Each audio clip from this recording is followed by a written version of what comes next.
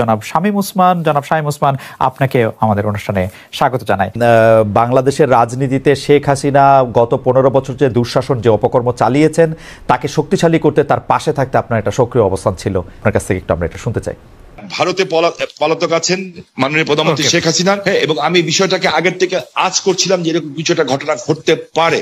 আমি এই কথা দিয়ে এটা প্রমাণ করতে চাই না যে ওনারা করেছেন দেখে আমাকে করতে হবে, এটা আমি বলতে চাই না। আমাকে দলের থেকে জানানো হয়, সরকার প্রধান থেকে প্রধানমন্ত্রী জানান যে আমার উপরে হামলা হবে। ইট ইজ ট্রু যে আমাকে দেশ ছেড়ে যেতে হয়েছে, এবং আমি যে দেশ ছেড়ে গেছি সেটা জাতির পিতার কন্যা মাননীয় প্রধানমন্ত্রীর একবার না কয়েকবারের নির্দেশের পরিপ্রেক্ষিতে। আমি আমাদের সজীব ওদের জয় একটা ফেসবুকে এই যে আমেরিকা গত 2 দিন আগে একটা স্ট্যাটাস দিয়েছেন, 3-4 দিন আগে, অধ্যাপক ইউনূস শান্তির জন্য নোবেল পুরস্কার দেওয়া হয়, যাদেরকে আমরা শ্রদ্ধা করি এবং সারা জীবন করবো। ট্রু যে এরা অনেক ভালো কাজ করেছে, এবং আমি নিজেও চাই যে ভোটের অধিকার হোক। আমি কোনো ধরনের হত্যাকাণ্ডকে আমি সমর্থন করি না, এবং করা উচিত, তাহলে আমি মানুষ হিসেবেই গণ্য হব না। আমরা কি শুধু নেগেটিভ কথা বলবো, পজিটিভ কথা বলবো না? 800 কোটি মানুষ যদি চায় একজন মৃত মানুষকে জাগিয়ে তুলবে, তা তো জাগিয়ে তুলতে পারবে না, তাই না?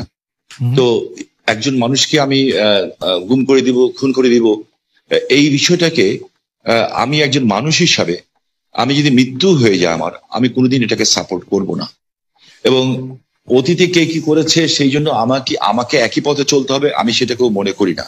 এদের দ্বারা অনেক সব শ্রেণী পেশার মানুষের মধ্যে ভালো খারাপ আছে, আমরা কি এই কথা বলতে পারি না? ইয়েস, আমি বলছি না যে Awami League is a only perfect party in the whole world কিংবা ইন বাংলাদেশ। আপনি আমার মনের কষ্ট বুঝবেন। আমার 20 জন লোক মারা গেছে, আমার এই পা পঙ্গু হয়ে গেছে, আমি চেয়ারে বসে নামাজ পড়তে হয়, আমার বাঁ পাটা উড়ে গেছিল, ঠিক আছে?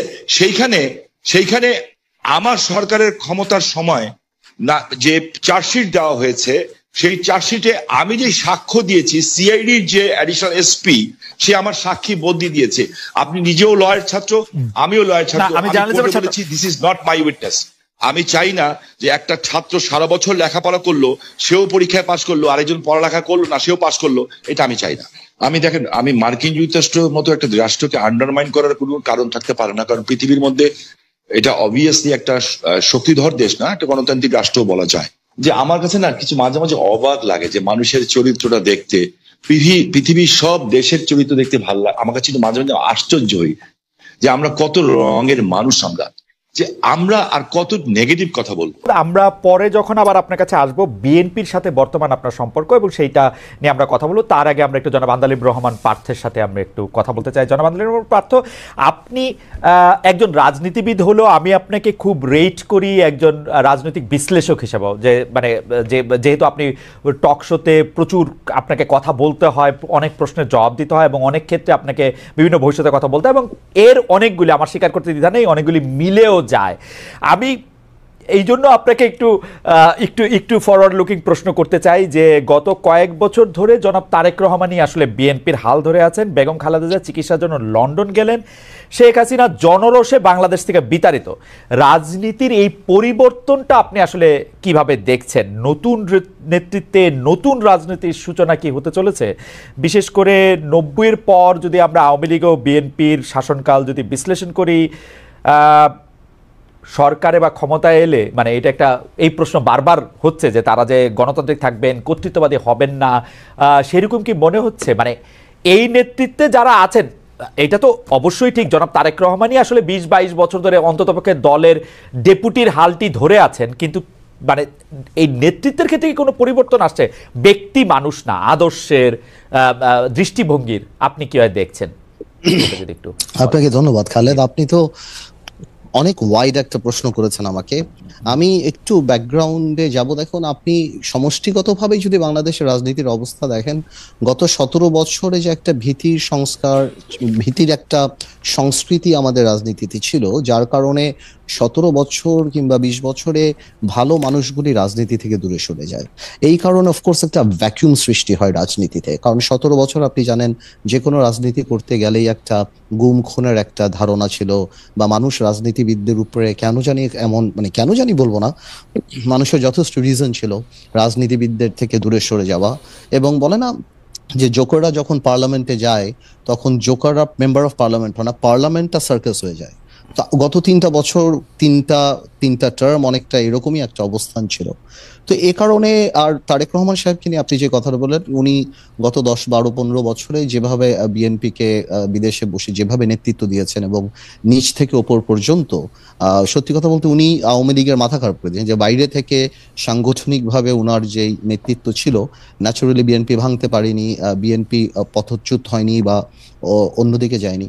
তো সেই ক্ষেত্রে দলের মধ্যে এবং আমি মনে করি সারা বাংলাদেশে ওনার একটা আলাদা গ্রহণযোগ্যতা আসছে। এখন বিএনপি সামনের দিকে যদি ক্ষমতায় আসে, তাহলে বিএনপি কি করবে সেটা নির্ভর করে সত্যি কথা বলতে বিএনপির সমষ্টিগতভাবে বিএনপির মানসিকতার উপরে। বিকজ আপনার ডেমোক্রেসি তো অ্যাকচুয়ালি ইজ আ মাইন্ডসেট। আপনি আপনার বিরুদ্ধের কথাকে সুযোগ দিলে ডেমোক্রেসি থাকবে, আর সুযোগ যদি আপনি না দেন তাহলে ডেমোক্রেসি থাকবে না। তো এটা সম্পূর্ণরূপে একটা মাইন্ডসেটের ব্যাপার। এখন বিএনপি যদি ওনার কর্মকাণ্ডে বা বিএনপির কর্মকাণ্ডে যদি সেই রিসিপিয়েন্ট বা ওই রিসিভিং এন্ডে থাকতে পারে বা ওই মানসিকতা থাকতে পারে, এবং এই 17 বছর এত কিছু দেখার পরে যে আপনার রাষ্ট্র পরিচালনায় ব্যর্থতা বা পতন, বা যেটা পতন বলবো না, আওয়ামী লীগের তো, যেটা আমি আপনাকে আনঅফিসিয়ালিও বলেছি যে আওয়ামী লীগ এমন একটা রাজনৈতিক দল যার বাংলাদেশে শুধু রাজনৈতিক পতন হয় না, এই সামাজিক পতনও হয়েছে। যে এই ধরনের সামাজিক পতন আগে হয়নি, বিকজ আওয়ামী লীগের অবস্থানটা, আওয়ামী লীগের অ্যাট্রসিটিটা, আওয়ামী লীগের দুর্নীতি বা সবকিছু একটা হাউস ওয়াইফের কাছে, একটা সাধারণ শিশুর কাছেও চলে গিয়েছিল, এবং এই লাস্টে যে এই গণহত্যাগুলি। তো আমি সেটাই বলবো যে এখন তো আর নির্দিষ্ট শত্রু লাগবে না আমাদের পতনের জন্য। আমরা যদি আওয়ামী লীগ থেকে শিক্ষা না নেই, আমরা যদি ডেমোক্রেসি প্র্যাকটিস না করি, তাহলে অদৃশ্য শত্রু আমাদেরকে সেটা করে দিতে পারে। তো আমার মনে হয় ভবিষ্যৎ তো আর আমি বলতে পারবো না, এটা ইস্যুর উপর নির্ভর করে। আজকে পর্যন্ত আমি আমার জায়গা থেকে বিএনপির সাথে যতখানি কথা বলেছি, যতখানি রাজনীতি করছি, আমি যথেষ্ট অ্যাকোমোডেটিভ। এবং আপনি যদি ইদানিংও দেখেন বিএনপির 31 দফা থেকে আরম্ভ করে অন্য সবকিছু, বিএনপি আমাদের সবার সাথেই কথা বলছে, সবার কাছ থেকে ড্রাফট নিচ্ছে, সবার কাছ থেকে উপদেশ নিচ্ছে, তারপর ওনারা এটা বাস্তবে আসছে। তো আমি যথেষ্ট অ্যাকোমোডেটিভ নেচার বিএনপির দেখতে পাচ্ছি। সো ইনশাল্লাহ আমি প্রোগ্রেসিভ থিঙ্কিং, আমি মনে করি আর খারাপ কি হবে, ইনশাল্লাহ ভালোই হবে। এখনকার গুম খুন নিয়ে আপনি আসলে কি বলবেন? যে সরকারের জায়গা থেকে এটি বারবার অস্বীকার করা হচ্ছে, কিন্তু এটি একটি বাস্তবতা। এই বাস্তবতাকে শামীম ওসমান কিভাবে দেখে, আমাদের যদি খুব সংক্ষেপে একটু বলতেন। আমি আপনাকে একটা জিনিস স্পেসিফিক্যালি বলতে চাই খুব পরিষ্কার ভাবে। আমি একজন হিউম্যান বিং হিসাবে আমি কোনো ধরনের হত্যাকাণ্ডকে আমি সমর্থন করি না, এবং করা উচিত না, তাহলে আমি মানুষ হিসেবেই গণ্য হব না। আমরা কোনো খারাপ জিনিসকে আমরা আশা করি না। আমার যে বক্তব্যটা হচ্ছে, আমি কোনো কিছু গোপন করে কথা বলতে শিখি নেই, কারণ আমি সাদাকে সাদা বলার, কালাকে কালো বলার। বাট আমার তার আগে আপনার মাধ্যমে খালেদ ভাই, আমি কালকে বাঁচব না জানি না, আপনি একটা ভালো জায়গায় আছেন, জার্মানি একটা ডয়েচ টেলিভিশনের সাথে আছেন। আমি আপনার কাছে অ্যাপিল করছি, রিকোয়েস্ট করছি, আমি যদি অ্যাম্বাসাডারদের সাথে কথা বলতে পারি, কিংবা বিদেশে যেয়ে যদি বড় বড় মন্ত্রী মিনিস্টারের সাথে কথা বলতে পারি, আমি কিছু অভিযোগ দিব। নারায়ণগঞ্জে 7 মার্ডার হলো, আমি কিন্তু উইদিন 45 মিনিটসের মধ্যে, 45 মিনিটের মধ্যে দেশের সর্বোচ্চ জায়গায় আমি এই খবরটা পৌঁছেই দেই, কারণ আমার কাছে খবর এসেছিল যে এই ঘটনা র্যাব দ্বারা সংঘটিত হয়েছে, র্যাবের কিছু মানুষ দ্বারা সংঘটিত হয়েছে, এই মেজর আরিফ সহ এরকম যারা আছে। বিকজ তারা ডিস্ট্র্যাক্ট হয়ে গেছিল, যেহেতু আমি এলাকার মানুষ, আমাকে সবকিছু খবর রাখতে হয়, এবং আমি স্বরাষ্ট্রমন্ত্রী মহোদয়কেও জানিয়েছিলাম বিষয়টা, যে something is going on, but এত বড় দুর্ঘটনা হবে এটা আমি বুঝতে পারিনি। কিন্তু দেখেন, যখন এই ঘটনা ঘটলো, আমি কিন্তু আমার ভয়েস রেজ করেছি, এবং এই জন্য আমার জীবনের শঙ্কা ছিল। জনাব শামীম ওসমান, আপনার নিশ্চয়ই মনে আছে একরামুল বলে চট্টগ্রামের একজন কাউন্সিলর, তার মেয়ে যখন বলছিল বাবা তুমি কান্না করছো যে, এবং তারপরে যখন তাকে গুলি করে হত্যা শব্দ আমরা শুনলাম, সেই সময়ের মধ্যে কিন্তু আমরা অনেকেই বলছিলাম যে এইখানেই এটি শেষ হওয়া উচিত, কিন্তু এটি আসলে শেষ হয় নাই। জনাব শামীম ওসমান। জি, আমি আপনার সাথে 100% একমত। একজন মানুষকে আমি গুম করে দিব, খুন করে দিব, এই বিষয়টাকে আমি একজন মানুষ হিসাবে, আমি যদি মৃত্যু হয়ে যায় আমার, আমি কোনোদিন এটাকে সাপোর্ট করব না। এটার চেয়েও বড় সত্য হচ্ছে, এত বড় বড় উচ্চ পদস্থধারীরা এখনো কিন্তু জেলখানায় আছেন। যেমন বিএনপির নেতা সালাউদ্দিন সাহেব, ওনাকে গুম করা হয়েছে, খুন করা হয়েছে বলা হলো, ঠিক আছে।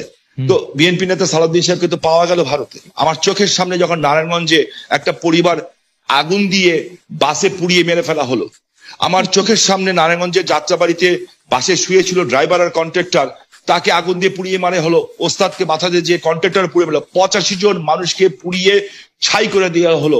এটার নাম রাজনীতি? আর তাদের বিচার হলো না কেন? যারা আগুন সন্ত্রাস করলো এই দেশে, যারা পুলিশকে পুড়িয়ে মারলো, সাংবাদিককে পুড়িয়ে মারলো, জজ করে বোম মারলো এবং বিভিন্ন স্কুল সেন্টার উড়িয়ে দিল। আমি এই সরকারের কাছে প্রশ্ন রাখতে চাই, এই সরকার ন্যায় বিচার কেন করছে?